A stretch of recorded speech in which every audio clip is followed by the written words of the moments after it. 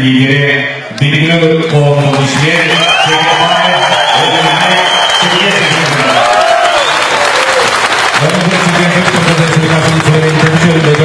алғашқы идеялардың авторы Қырғыз Республикасының жоғарғы кеңесінен туылған көрнекті саясатшы.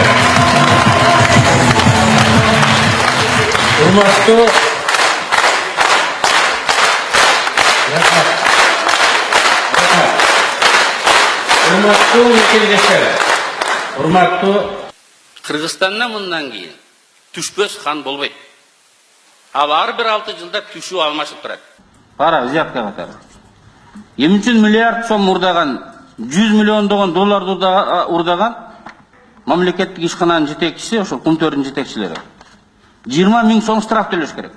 Келишимде 5 жеринде Аметтин рекомендацияларын кыйшаюусуз аткарабыз деп турат.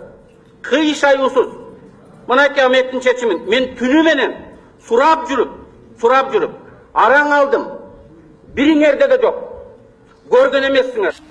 Силерди парламент бата берип, парламент дайындаган өкмөтсүңөр. Эмнеге 50% сурайсыңар башында эле? 2 ай мурун. Эмне жетим иштесеңер, өзүңөрдүн бизнесиңер менен соода кылганда 100дөн баштамаксыңар. 2 окуудан кабыл алдык да.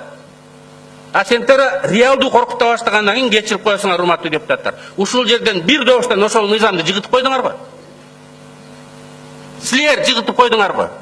3-чү окуудан чечүүчү мезгилге келгенде, сендер менен чабышып жакалаша турган мезгил келгенде, Курманбектин атасы кейиттей болуп, атты бербей койгон. Законду алып койдуңар го. Мен ошол баш ал десе, бөрк ал десе баш алган кошоматчыларга айтып коеюн. Атамекен партиясы коркуп качып кете турган партия эмес, биз качыра турган партиябыз. Рахмат, аман болуңуздар.